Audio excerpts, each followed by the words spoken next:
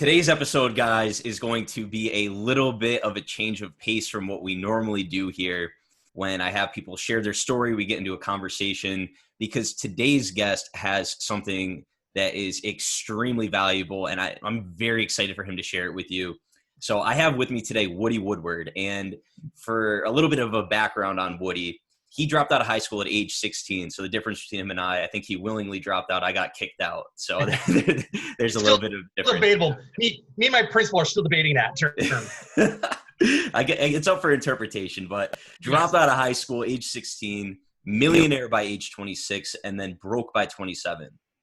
From there, he went on to build 4 different multi-million-dollar companies before the age of 40. He's the best-selling author of 42 books, and he's interviewed over 2,500 people around the world to develop his D.R.I.V.E sales system. I have his book right here that he just sent me, and that's what we're really going to talk about today, is his D.R.I.V.E sales system. So Woody, thank you so much for taking the time to get on today, man. Oh, John, it's an honor, my friend. Thank you so much for allowing me to come and be able to share value with your audience. Absolutely. So let's talk about that for a second here. The dropped out of high school at age 16. I would like you to share just a little bit about that before we get into this presentation. Yeah, the reason I was laughing about that is I got kicked out of 2 middle schools. I didn't know how to read until I was 19 years old. Got to high school, obviously wasn't making the grades, wasn't happening. And me and my principal got in a fight, and he basically said, you know, either you're gonna have to drop out or I'm gonna kick you out, you choose. So I said, well, I'll just choose to drop out. So that's why I say it's up for interpretation. And if anyone knows the rest of my story, I actually went to an alternative school. And the funniest thing about, if you've ever been to an alternative school, they had one rule. You can smoke, but you just can't smoke next to the pregnant girls. And that literally was like the only rule at this school. I mean, it was like a prison for children. And I ended up getting back into school, finally graduating, went off to college, couldn't read. Then I dropped out of college as well. So I've dropped out of high school and college, and that's just been my life. It's dropping out and then dropping up to the next level. I love it, man. Well, we'll get into your story after we go over this stuff. But guys, also real quick, I'm going to actually attach a YouTube link because we have a visual running here. So in the show notes, there's going to be a YouTube link where you can actually watch what Woody's going over here. So I want to hand it over to you, Woody, because I'm excited for you to get into this. Thank you so much, John. I appreciate it. Yeah, and once again, if you guys are listening live, this really is a visual experience. So please hit that YouTube link. I'm going to walk you through how to discover your drive and how to potentially increase your sales by 400%, but you have to physically see it. If you can't see it, it's not going to work for you. So please hit that YouTube link, and then the rest you can listen to the audio. But in the beginning, it all comes down to the predictability of sales.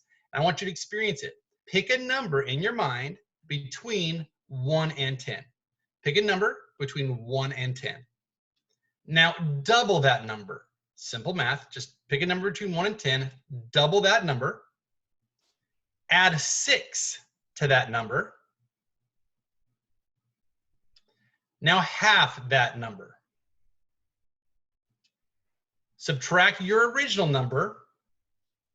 Now on the count of 2, say your number, 1, 2, 3. If you did that right, you absolutely landed on the number 3. It's just a mathematical equation. It happens every single time. Doesn't matter where you started between 1 and 10. Follow that recipe and you will always land on 3. So it's all about stacking the sales odds in your favor, helping you understand what drives human behavior. And it comes down to one of my favorite stories of 2 friends, Walter and Arthur. Walter took Arthur out for a drive and stopped, and there's this beautiful grass fields and orange trees. And he said, you know what? This is where I'm going to build my dream. I've bought the land. I've spent every penny I have.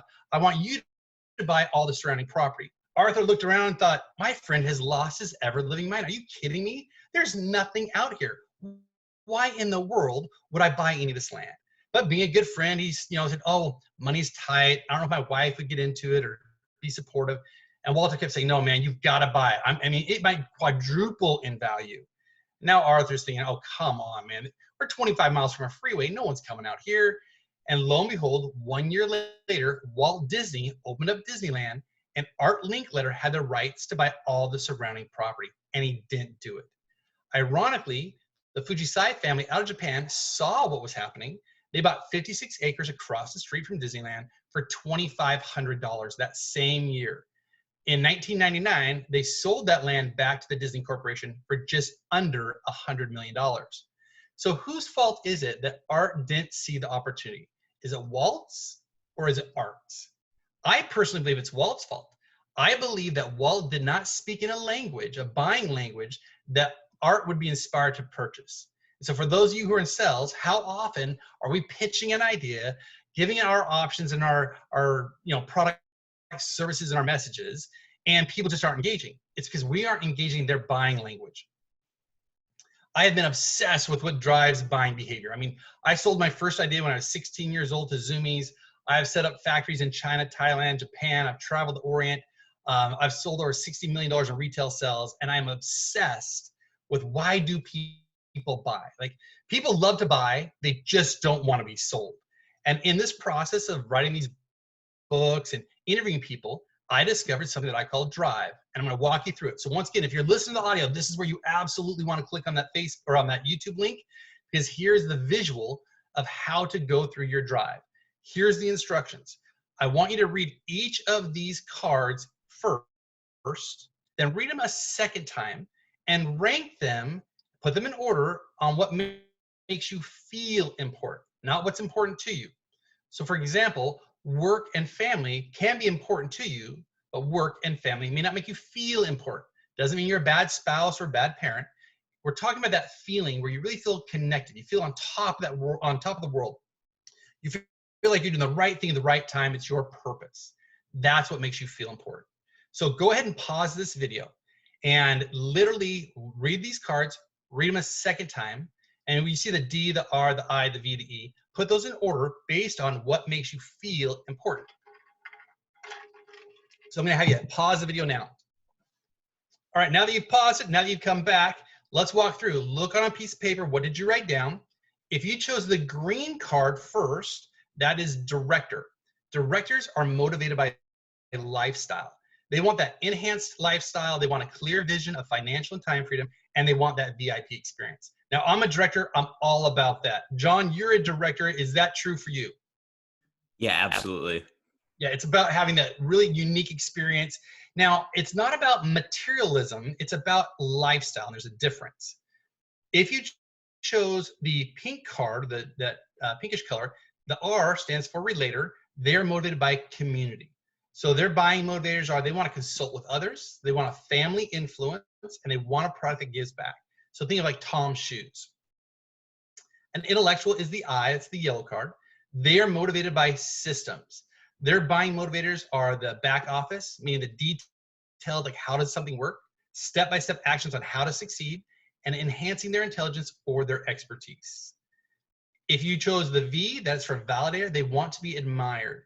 And the great thing about a validator is they're phenomenal at validating others. So they're just absolutely incredible at helping and lifting other people. They want the attention and focus. They want to know how's this product going to make them look better. And if you're going to sell them, make sure you're highlighting their accomplishments. If you chose the E, that is the executive, that's the dark card. That is all about proof. They're the show me the money. They want proof that it works. They want third-party testimonial, and they're focused on big picture. So I'm going to read off a paragraph for each of these drives. I want you to close your eyes. If I say your drive, close your eyes and just think about your life. Think about your business, your relationships. How has this shown up? So if you're a director, go ahead and close your eyes. They enjoy a good challenge and love to feel free and independent. They thrive on being creative, discovering new things, and experiencing life. They are great in social settings, putting together a variety of people and making something happen. They find joy in overcoming obstacles and making a difference in the world. So if you're a director, go ahead and open your eyes. John, how does that represent you? Is that a fair synopsis of your personality? Yeah, it's spot on. Yeah, I've done this thousands of times, and it is spot on every time. That's what D.R.I.V.E is so fun about. Let's go to relator. Once again, close your eyes. They know how to build strong, long-term, healthy relationships. In the workplace, their strength is in networking and building other people up to a higher level of productivity. They garner energy and security through their relationships. They are loyal to their friends and are service-minded. So go ahead and open your eyes. Same thing with the intellectual. Close your eyes. They are stimulated intellectually, either through books, speeches, research, conversations, or organization. Success comes when they accomplish a task. They'd rather be learning something new than just lying around. They are driven to understand and be more knowledgeable. They like to share what they know with others. If you chose validator, they enjoy intimate small groups where they are being validated. Often, they are wonderful at giving validation to others. Their confidence stems from the strength of their relationships. If they feel like they are in a healthy, caring, and trusted relationship, they feel strong, secure, and loved. With our executives, they are productive and thrive on getting the job done, task-oriented and focused on getting results. They do not like small talk and would prefer tackling a project rather than sitting around wasting time. They are happiest when they are pursuing or achieving a desired goal. So here's a great screenshot. Take a picture of this. Directors want lifestyle. Relators want community. Intellectuals want a system. Validators want to be admired. And executives want proof. If you only remember just that right there, lifestyle, community, systems, admiration, and proof, you will know how to sell to all 5 personalities. The best way to illustrate this is in the real world. Let's look at the Shark Tank. Most of us are entrepreneurs who are listening to this podcast. We love Shark Tank. We love the product. We love what people have to, that whole high and low and pitching their idea and seeing them get that golden parachute and getting that money. Let's look how D.R.I.V.E shows up. So you got Robert. Robert's a director. He's all about lifestyle. It's his cars, his mansions, his plane. Once again, it's not about money. It's about lifestyle. So he was on Dancing with the Stars and ended up marrying the woman, his dancing partner, because of lifestyle. Lori, she's a relator. She's all about community. If you've ever watched The Tank, you know so many times she'll say no to a product. That person will start crying. She'll have empathy and sympathy for them because she wants to help the underdog. And she'll say, you know what? I'll invest. I'm not interested in the product, but I believe in you. Damon John, he is the intellectual guy. He will always ask, who's doing your manufacturing? Who's doing your distribution? Who's doing your sales process? He wants to know the system. Mark Cuban, he's the Mr. Validator. He's the party, the life of the party. He's the energy. He's the one, if you don't get a deal in the tank, he's the first to say, hey, hang in there. I have failed. I've slept on my friends' couches. You'll make it. Just hang in there. Kevin O'Leary, he's the executive. He's all about proof. He's the funniest one to watch because he'll say, you're dead to me. You don't have the right numbers. I won't think about you the rest of your life. You'll think about me every day. He always wants proof. So once again, directors are looking for the lifestyle. Relators are looking for community. Intellectuals are looking for a system. Validators want to be admired. And executives are looking for proof. So this brings us to what I call the 20-80 rule. You're going to want to write that down. This will change your sales faster than anything. It states you lose 80% of your sales based on your drive. And the reason why, you have a drive that you speak perfectly, meaning whatever your drive is, that's your language. Well, accidentally and inadvertently, you're missing the other 4 languages. And that's why the average salesperson never closes above 20%. Look at Disney. He's all about lifestyle. If you have been to Disneyland or Disney World or Euro Disney, the entire park is set up with like a wheel spoke and hubs, meaning you can go off to Tomorrowland, Frontierland, Critter Country, Toontown, a galaxy far, far away. Everything he's designed is for lifestyle. But when he was pitching to his best friend, Art Linkletter, Art was a validator. He owned his own TV show, his own radio show. In fact, he was the master of ceremonies on opening day of Disneyland. But he did it as a validator. So when he's being pitched by Walt, he's like, I don't care about land. Like, who cares? If Walt would have said, hey, buy this extra land, it's going to help you. But in so doing, I'll put your name on one of the windows down Main Street. Now you're talking the validator language. Now he's thinking, I'm going to have my name in history. I'm all in. So the 20-80 rule, directors sell based on lifestyle. Relators are selling on community. Intellectuals are selling on the system. The validators are selling by admiration. And executives are selling at proof. So they're alienating the other 4 languages. Let's see how this applies in the shark, in the tank. It's really cool because these numbers don't lie. You look at Robert, his rate of investments, he's been pitched 511 times. That's 57 deals he's done, but he's only been closed 11%. Once again, under that 20 rule. His largest investment, he's put $5 million into Zero Pollution Motors for a 50% stake. So you think about, in business, they always say, put your money where your mouth is. So the research that I did with the sharks is Their largest investment absolutely supported their drive. So Zero Pollution Motors is a car company that's kind of like, think of a smart car. It runs on compressed air, all about lifestyle. You got Lori, she's been pitched 311 times, but it's only been closed 20% of the deals.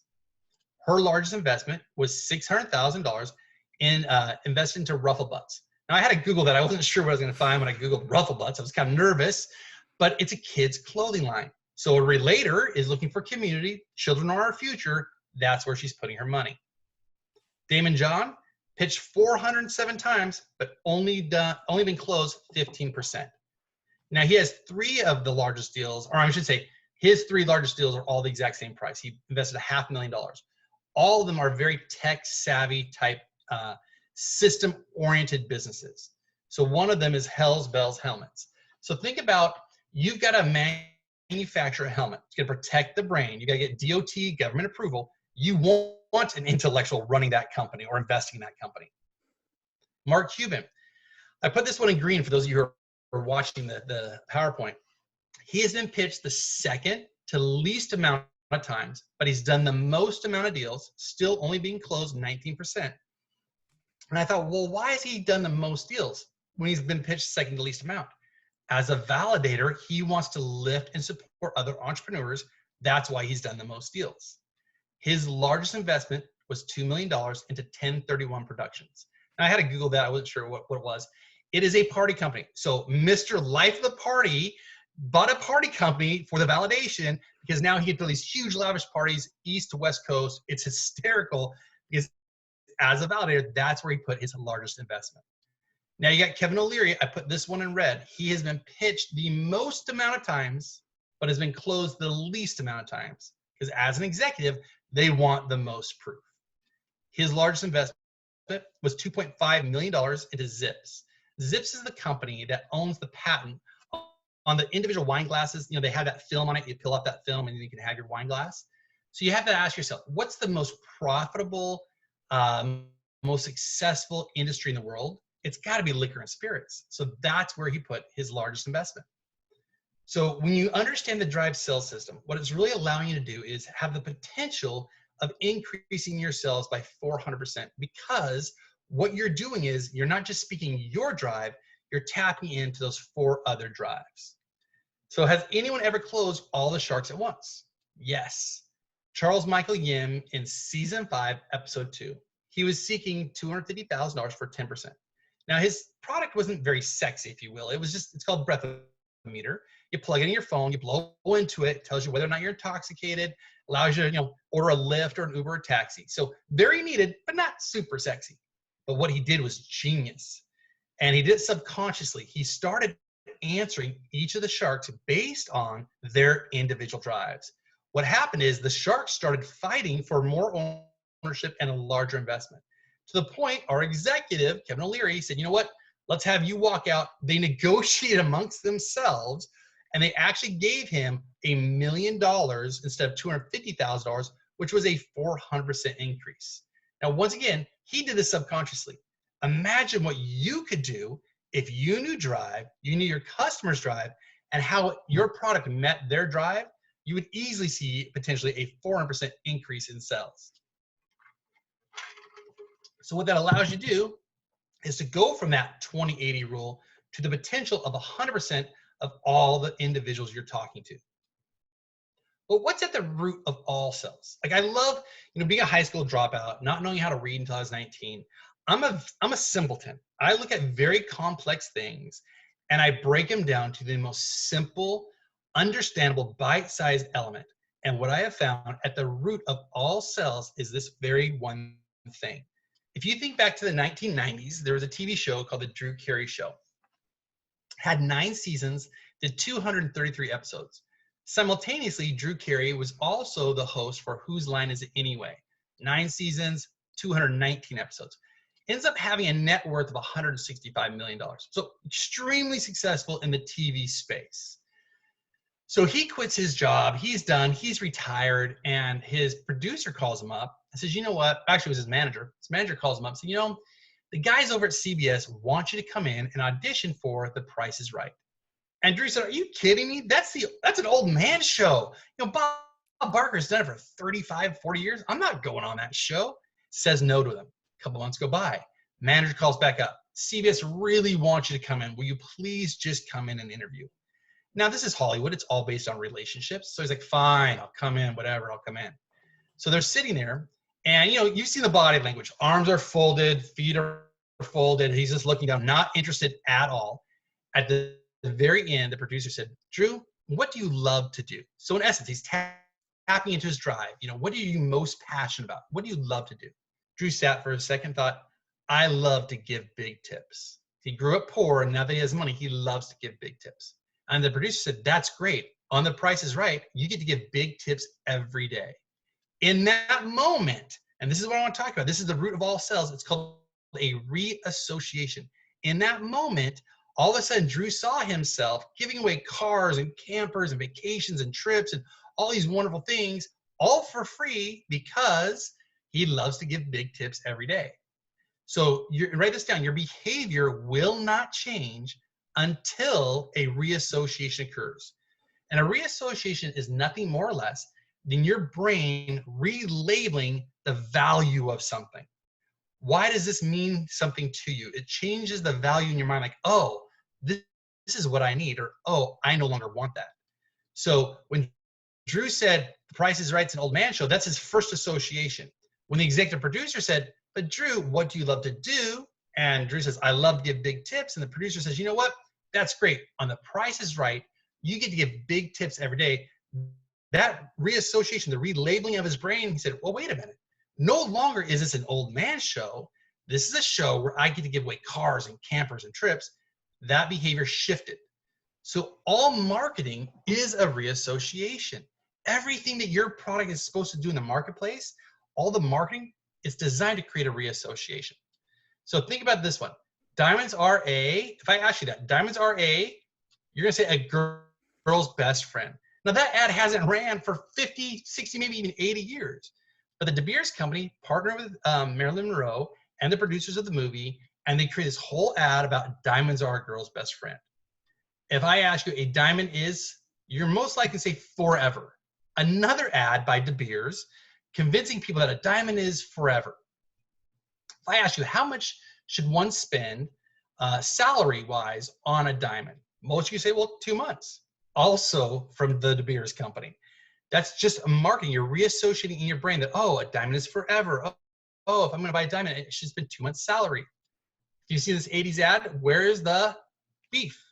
That simple ad, that question increased Wendy's revenue by 31%. If I ask you the breakfast of champions, Wheaties.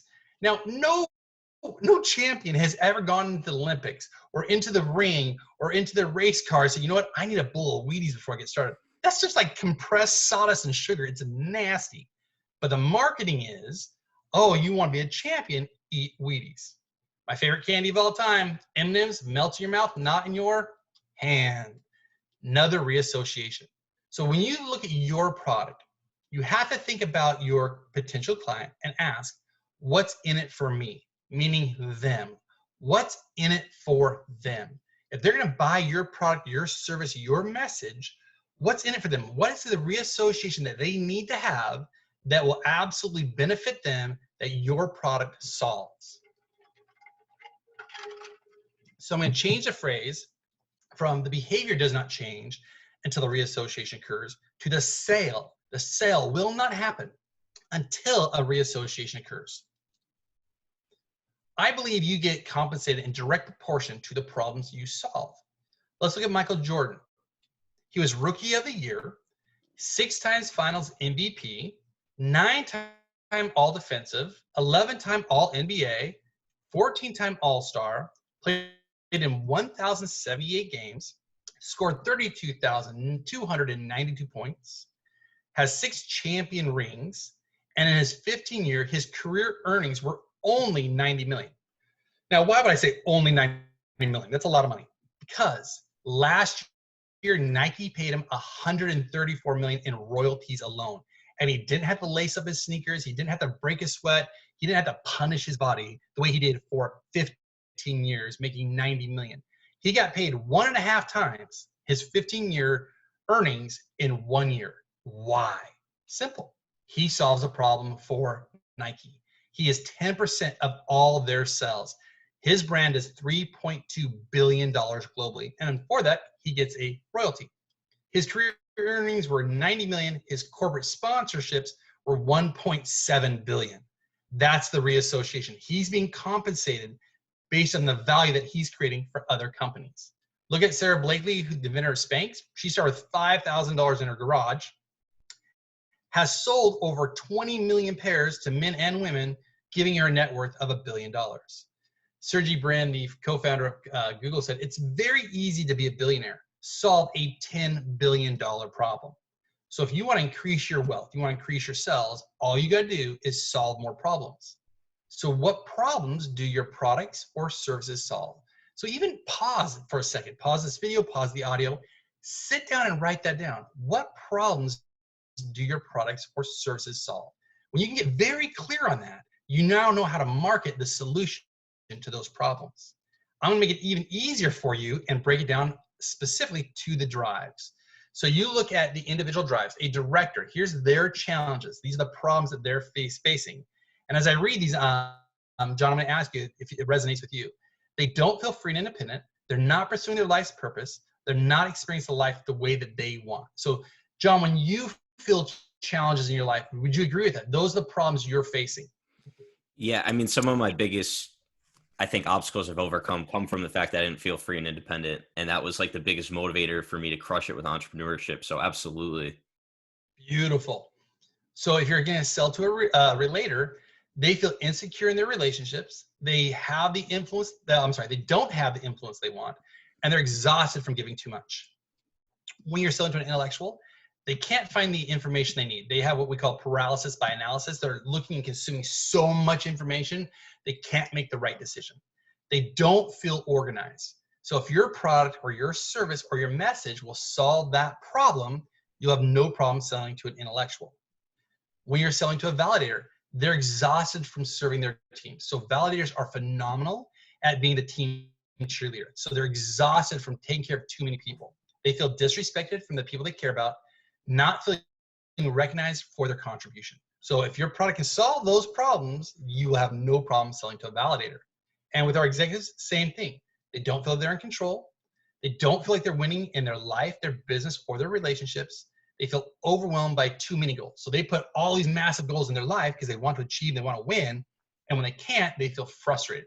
So once again, if your product or service or message can solve that for them, you'll have no problem selling to an executive. In my newest book, Drive Sales, I just finished it, and I had the pleasure of interviewing Ron Klein. He's the inventor of the magnetic strip on the back of your credit card, and also, if you're into real estate, the MLS system.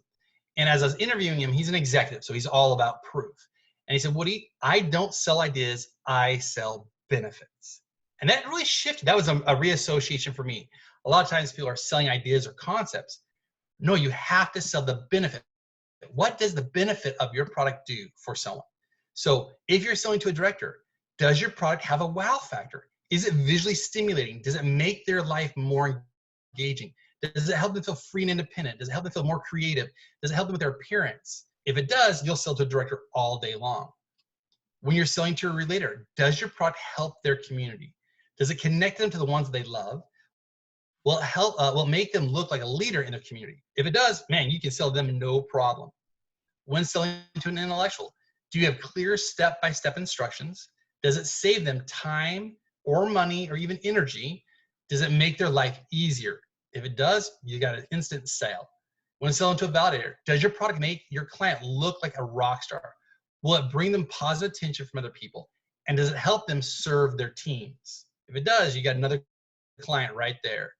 And with the executives, does your product or service give your client more control? Does it help them win? Does it help them meet their goals and achieve them easier? If it does, you're gonna have an instant client as well. So write this down, drive plus the benefit of your product, that's what equals the sale. I'm gonna close it out with this, and then we're gonna go to Q&A with John. It's all about niches to riches, customizing your ads based on drive. So here's an ad from Nature Made. You guys all know Nature Made. They sell, melatonin, different vitamins.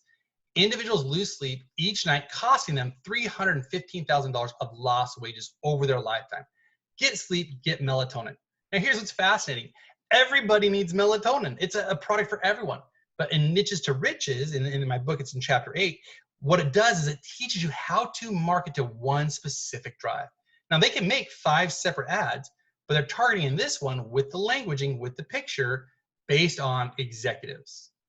Another one was for intellectuals. It's got a pharmacist. It's got the daily supplemental verified, the USP stamp of approval. It's got all the things that an intellectual says, you know what? That's the product I'm going to trust.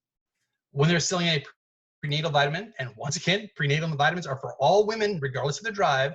They show this one ad with relators and validators, you know, talking about the secret reveal of the baby and having a community of people around them, cheering them on. So what has this target marketing done for them? It's taken their sales over $1 billion for the very first time. So when you look at your product and your service, a lot of times we think of the golden rule. Do unto others the way you would want to be done unto. I think that's selfish. I'm going to shift it to what I call the platinum rule. Do unto the others the way they want to be done unto. So in essence, sell them and serve them based on their drive and not yours. So you guys, that's the quick snapshot of it. John, I'm going to turn it back to you, Q&A, and see how we can serve your audience as best as possible. Wow. Well, I learned a ton from that, Woody. That was excellent. And I feel like everything that you've created and developed here is so powerful. So first, before we even talk more, if you guys are listening and want to learn more about this, Woody's got his Drive Sales book. Where can they find that, Woody? Thank you for asking. DriveSalesBook.com, and it comes with a couple bonuses. You can buy it on Amazon. It's sold worldwide. But if you go to DriveSalesBook.com, you get the bonus ebook, you get the audio book, and a 25-minute training video, very similar to this one right here, that you can share with your teams. The video walks you through Drive.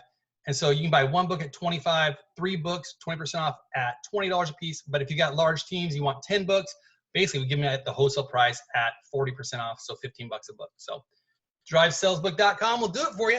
Sweet. And I'll put that down in the show notes so you guys can access that easiest. But I guess, Woody, my first question is, what inspired you to really dig in the research on this, man? Because this is, I mean, the whole presentation, that was so spot on. I love the Shark Tank examples. I'm a huge Shark Tank fan, and I've pretty much seen every episode. So what you said made so much sense throughout. But like, what was inspiration for this? What made you decide to really figure this stuff out? So I wrote my first book called Millionaire Dropouts, Inspiring Stories of the World's Greatest Failures.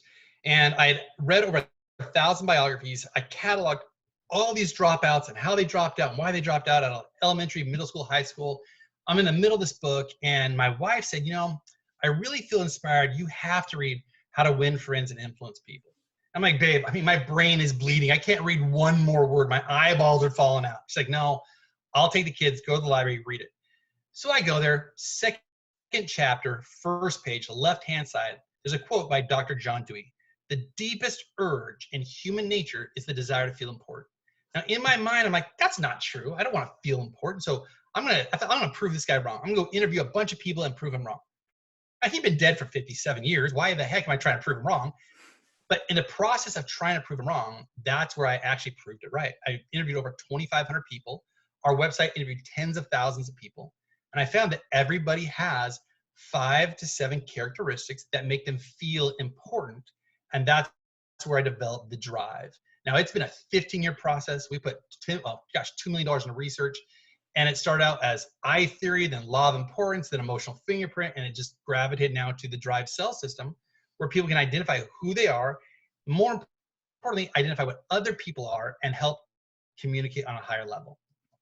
I love that. And I've seen, and I've been trained on different behavior types, like how people have different types of behavior. I've never seen this applied directly to sales, although it is that connection and figuring out what people's needs are and relating to them on those terms. So a question I also had come up during that is, do you think for every product that all 5 of the Drive archetypes can be applied, no matter what the product is? I believe yes, but you have to get very creative to make sure they do. So it doesn't matter if they do. You don't have to hit all 5. You can niche it to riches. So you can take, say, a Ferrari and market only to directors and only to an executive proof, they're the #1 winning car company in Formula One. Or you say, okay, for an intellectual, we're going to market to them because it's all about systems and we've got the highest performing system. Well, to a validator, a Ferrari, the brand itself, that validates them.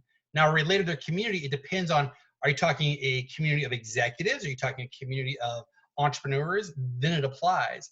I kind of reverse it. You can take a minivan. How the heck are you going to sell a minivan to an executive who wants proof? Well, he or she's going to buy it for their maid or their spouse. They're not going to buy it for themselves. But they'll still buy one if it serves their needs.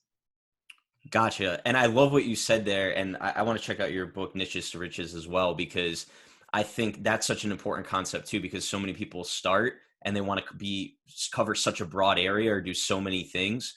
What's your advice speaking to that in terms of picking a niche and really starting there and then expanding? So I think the worst thing you can do is sell water. So way back, like 20 years ago, my business partner at the time had the opportunity to license Sundance Springs. So Sundance is in Utah, the Sundance Film Festival. He got the license. He's like, Woody, let's sell bottled water. Now this is like 1997, 98. I'm like, bottled water? Nobody wants bottled water. And I thought the hardest thing you can ever sell is water because yes, everyone needs it, but how do you niche it so they want it? So where Gatorade, I think, thrived was they niched it to athletes. Now, sure, everyone, doctors, different people drink it because they want the electrolytes. But when you really niche it to the right audience, the better you'll thrive. So I don't have a book called Niches to Riches. It's actually in the D.R.I.V.E sales book. It's chapter 8 called Niches to Riches. What it does is it teaches you how to hit all 5, but to niche each one. So selling to a relator, say this. Selling to a director, say that. So I believe even in my own business is have 5 types of ads specific to all personalities. Don't have one ad that hits them all. Now, having said that, if I'm doing a live presentation like this, then I am speaking to all 5 because I have to. I haven't marketed to just directors to come to this podcast. I was invited by you, so now I'm speaking to all of them. So you have to know your audience. Are you speaking to a broad group or are you niching it to a specific group? And we understand that it actually makes, putting your pitch together, putting your market together a lot easier. So that was another question I was going to ask there in terms of ads running on social media, or if you're like you just shared with the vitamins and all that stuff, like when you're running ad campaigns, it's easier to create an ad specific to each archetype and kind of target that niche. So when you're on a stage, you don't know who's in the crowd. You don't know who the mix is. And when you do a presentation like you just did, you can speak to each one because you're covering each type, yes. Right? Yes. However, how do you incorporate that into a sales pitch or a presentation that isn't directly related to this? So here's something really cool with the industry that you're in, the MLM space, the network marketing space, direct selling space. I've been in that space for 20 years coaching and strategizing with people.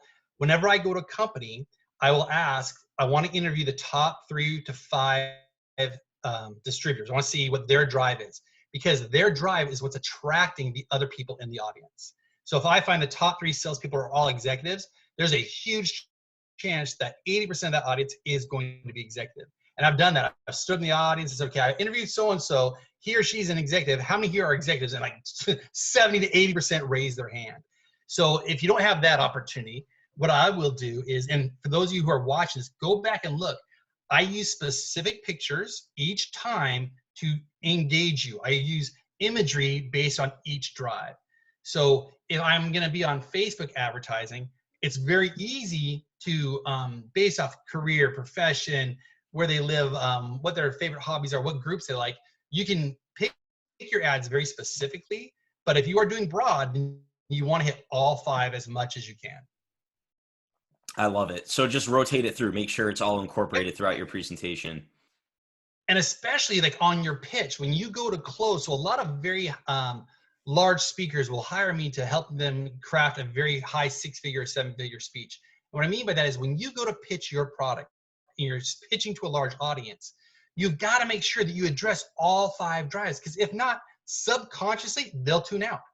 How many times have you been watching an ad, even a Facebook ad, and you're into it, and then also like, yeah, no, I'm interested, and you just scroll past. Something subconsciously offended your drive. You no longer liked it. You tuned it out. You moved on. I love that. I love that. And I mean, like I said, logically, just watching this emotionally, this all made so much sense to me. And I think you've really created something spectacular here, Woody, seriously. Oh, So I appreciate that, John. And thank yeah, you for allowing me to share with your audience. So absolutely. So I guess a couple more questions before you go, just for fun here. So when you went from dropping out of school and you became a millionaire by 26, broke by 27, like what was going on in this process?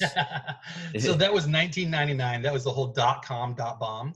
So I sold my first idea to Zoomies, and I became a toy designer. I love design and ideas. So if you buy the book, there's 167 pictures in it because I love color and design. I'm a director. Directors want to be creative. So my first career was in the toy industry. I worked for the Etch-a-Sketch company, and me and my business partners went through the process of taking our product public. So we were buying a shell company, and we sold, millions of dollars worth of stock. So based on paper, I had a net worth of over $1 million. And then the whole .com bomb, tech companies, everything just exploded. And I'd sold my shares to my partners, both filed bankruptcy. I lost everything. So here I was, 27, starting over. I got into mortgages and real estate. And we built a very successful mortgage company in 7 states. We did over $100 million in transactions. And then 2005 hit, and I saw the writing on the wall. I'm like, this bubble, this housing bubble is exactly like 1999. So I got rid of that company, went into doing what I do now, author, speaker, trainer, and invested everything into making a movie. We launched that movie on August 22nd of 2008, right at the beginning of the housing market bubble bursting, crashing. So I lost everything again in 2010, 11, and 12, lost our house, lost the custom cars, lost everything, and had to rebuild, filed bankruptcy, lived on food stamps, went through the whole process, built it all back again. So my whole life has been all or nothing. Like I only aim for the fence. I do not aim for first base. Like I want to hit a home run or I want to walk home. It's one of the two. I love it. That's awesome, man. I see a lot of relation. When we first talked to you, you're like, I see a lot of relations in our story. Totally. Yeah. And so I'm excited just to kind of keep following you, keep learning from you, and to develop this relationship. But one last question I have for you, which I ask everyone who comes on the show, because my book and my lifestyle is really embodied how the most important lessons I've learned to become successful to the extent that I have so far have come from outside of traditional school. So I want to ask you, if you had to pick one, and I know there can be many, what do you think is the most important lesson that you learned from outside of school so far in life? Relationships. It's not the who. I'm sorry, it's not the how, it's the who. I heard from a guy named Dan Sullivan. He said that, so often entrepreneurs are always worried about the how. How do I do this? How do I build this? How do I do that? And he said, stop doing that, because millionaires only focus on the who, meaning who is going to do this? Who can solve this problem? And I have found in my own business that the more I tap into my relationships, the more I create value for the people, connecting with wonderful people like you, the who can solve your problem 10 times faster than the how. Love that answer. Love that answer. Well, Woody, thank you so much for coming on and sharing this with everyone today. I want to remind everyone, drivesalesbook.com to get Woody's book so you can have this information and have access to it. And I just ask everybody, if you've listened and gotten value from today's episode, just share it, pay it forward to someone who needs to hear this. Anyone who's an entrepreneur, who's in network marketing, who needs to increase their efficiency with sales and build better relationships. This stuff is amazing. So pay this episode forward. And thank you again, Woody, for taking the time to come on today, man. Oh, thank you, John. I appreciate it. If I add one last thing, I forgot to mention this. I want to create value for your people. And so I decided I created this group. It's totally free. Facebook.com/groups/Drive Sales System. We literally just launched it. And what it is designed for is you can put your ad of what you're trying to pitch on there. Everybody who's on that group knows Drive. And they're saying, oh, yeah, this doesn't resonate with me as a director. This one doesn't resonate with me as a relator. So there's no selling on there, but it's just put your ad on so you understand and get actual feedback from that drive that you're trying to attract. And everyone's collaborating to help each other's ads work better. So I want to make sure that they know that as well. So thank you, John, for your time. Appreciate you a ton. Yeah, love that. Actually, I'm in the group and I saw that happening the other day and I got drawn in. It was really interesting to see. It's super fun because literally I believe heavily in collaboration. That's where the whole relationship side comes from. If all of us have the incentive to help one another and we understand the concept of Drive, why don't we have the relators create our relator ads? Why Why don't we have the intellectuals create our intellectual ads? It'll be so much faster and easier for everybody. Absolutely. I love collaboration as well. It gets you so far, like you said, relationships too. It's just, that's what moves the needle forward. Before I end this, where can people best connect with you as well? The best thing really is in the D.R.I.V.E sales system group. That's where I am. And also on Facebook, but I think I'm at my max already and I haven't built out my business side, but the D.R.I.V.E sales system group is great. Find me on Facebook, private message me. I'll always respond. I'm here to serve. So thank you.